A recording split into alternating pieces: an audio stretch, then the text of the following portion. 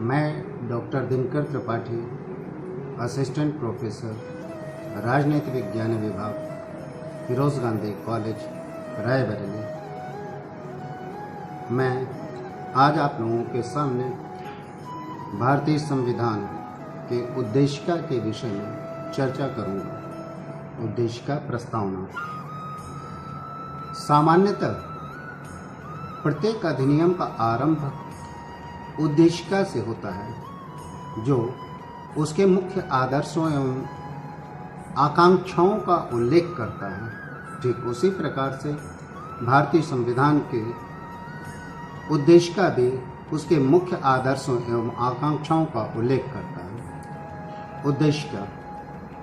हम भारत के लोग भारत को एक संपूर्ण प्रभुत्व संपन्न समाजवादी पंथ निरपेक्ष लोकतंत्रात्मक गणराज्य बनाने के लिए तथा उसके समस्त नागरिकों को सामाजिक, आर्थिक और राजनीतिक न्याय, विचार अभिव्यक्ति, विश्वास, धर्म और उपासना की स्वतंत्रता, प्रतिष्ठा और अवसर की समता प्राप्त कराने के लिए तथा उन सब में व्यक्ति की गरिमा और राष्ट्र की एकता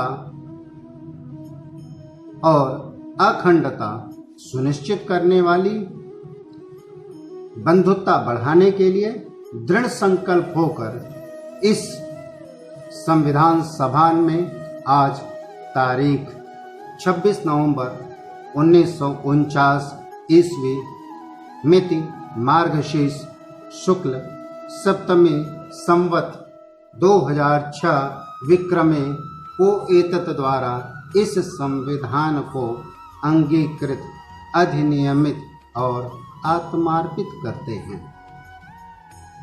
इस उद्देशिका के हम प्रारंभ में हम भारत के लोग शब्द का चयन किया गया। हम भारत के लोग, we the people of India प्रस्तावना का प्रारंभ इन्हीं शब्दों से हुआ, जिसका तात्पर्य संविधान का मूल स्रोत भारत की जनता है, वही समस्त शक्तियों का केंद्र बिंदु है। संविधान द्वारा प्रदत्त संप्रभुता, प्रभुसत्ता जनता में निहित है तथा भारतीय संविधान की इच्छा का परिणाम है। यह शब्द संयुक्त राष्ट्र संघ के चार्टर के उद्देशिका में प्रयुक्त शब्द हम संयुक्त राष्ट्र के लोग के समरूप है। उद्देशिका में हमने आगे देखा कि हम भारत के लोग भारत को एक संपूर्ण प्रभुत्व संपन्न अर्थात संपूर्ण प्रभुत्व संपन्न सॉवरेन। उद्देशिका शब्द संपूर्ण प्रभुत्व संपन्न उद्देशिका के अनुसार भारत एक संपूर्ण प्रभुत्व संपन्न राष्ट्र होगा। इससे यह स्पष्ट होता है कि भारत अपने आंतरिक एवं बाह्य मामलों में किसी विदेशी सत्ता या शक्ति के अधीन नहीं है। वह किसी भी राष्ट्र के साथ मित्रता संधि के लिए पूर्णतः स्वतंत्र है। इसकी प्रभुता जनता में निहित है। अगला शब्द प्रयोग किया गया समाजवादी, सोशलिस्ट। भारतीय संविधान के 42वें संविधान संशोधन द्वारा 3 जनवरी 1977 को उद्देशिका में समाजवादी शब्द जोड़ा गया। भारत का समाजवाद लोकतांत्रिक समाजवाद है, जो पंडित जवाहरलाल नेहरू जी की अवधारणा पर आधारित है। भारतीय संविधान सभा में नेहरू जी ने कहा था, मैं समाजवाद का पक्षधर हूं और आशा करता हूं कि समाजवाद का पक्ष लेगा और भारत एक समाजवादी राज्य का गठन करेगा। अगला शब्द प्रयोग किया गया है पंथ निरपेक्ष अर्थात सर्कुलर। पंथ निरपेक्ष शब्द का प्रयोग हमने भारतीय संविधान के 42वें संविधान संशोधन द्वारा जोड़ा गया। पंथ निरपेक्ष का तात्पर्य ऐसे राज्य से है जो किसी धर्म विशेष को राजधर्म के रूप में मान्यता प्रदान नहीं करता, बल्कि वह सभी धर्मों को तटस्थ भाव से समान संरक्षण प्रदान करता है। अगला शब्द भारतीय संविधान के उद्देशिका में, हम भारत के लोग भारत को एक संपूर्ण प्रभुत्व संपन्न समाजवादी पंथ निरपेक्ष लोकतंत्रात्मक अर्थात लोकतंत्र डेमोक्रेसी अर्थात लोकतंत्र का तात्पर्य लोगों का तंत्र अर्थात जनता का शासन। इस संदर्भ में अब्राहम लिंकन की परिभाषा को हम दृष्टव्य करते हैं। अब्राहम लिंकन के अनुसार जो उन्होंने कहा था, लोकतंत्रात्मक शासन जनता के लिए जनता द्वारा स्थापित शासन होता है। भारत में जनता अपने द्वारा निर्वाचित प्रतिनिधियों के माध्यम से शासन चलाती है। इसे अप्रत्यक्ष लोकतांत्रिक प्रणाली या प्रतिनिधि प्रणाली कहा जाता है। उद्देशिका में लोकतंत्रात्मक गणराज्य रिपब्लिक अर्थात भारत एक गणराज्य है। भारत का राष्ट्राध्यक्ष निर्वाचित होता है, न कि वंशानुगत होता है। जिस प्रकार से भारतीय राजा का लड़का स्वतः ही राजा हो जाता था, युवराज स्वतः ही राजा हो जाता था, यह परंपरा वंशानुगत क्रम में देखा जाता था, किंतु भारत में राष्ट्राध्यक्ष का निर्वाचन होता है। आगे भारतीय संविधान के उद्देशिका में शब्द का प्रयोग किया गया न्याय, सामाजिक, आर्थिक और राजनीतिक न्याय।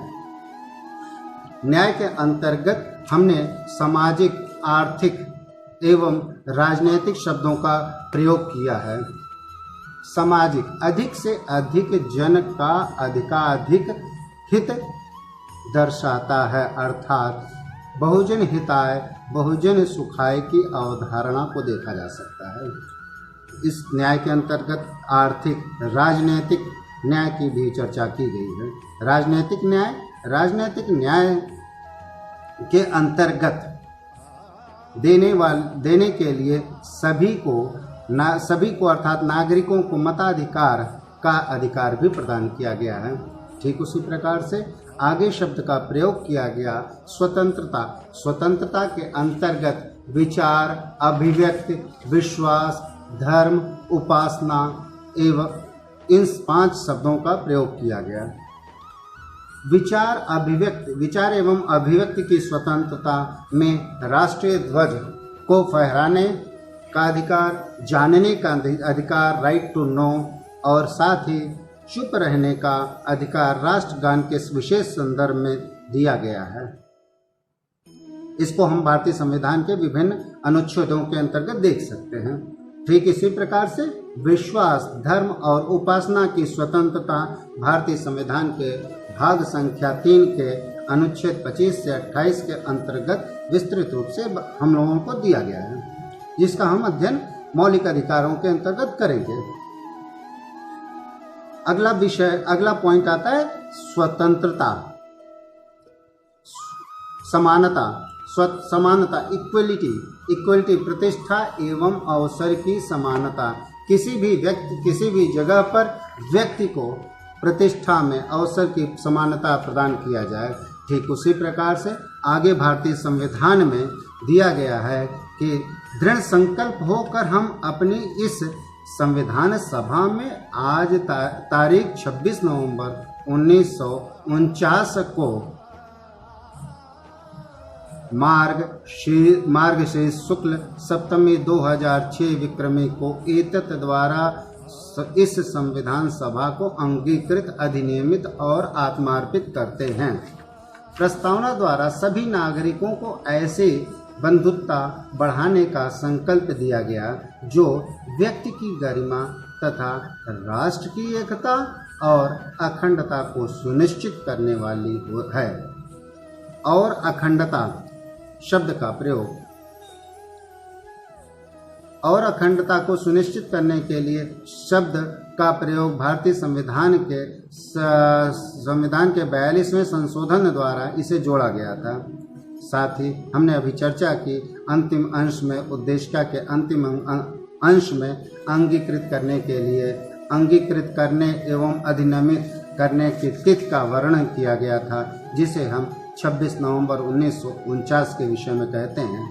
देखते हैं भारतीय संविधान सभा ने संविधान को 26 नवंबर 1949 को ही अंगीकृत अधिनियमित करके राष्ट्र को समर्पित किया था। 26 नवंबर को विधि दिवस या हम संविधान दिवस के रूप में मनाते हैं। आज का विषय यहीं पर समाप्त होता है। अगले विषय पर हम पुनः मिलते हैं। धन्यवाद।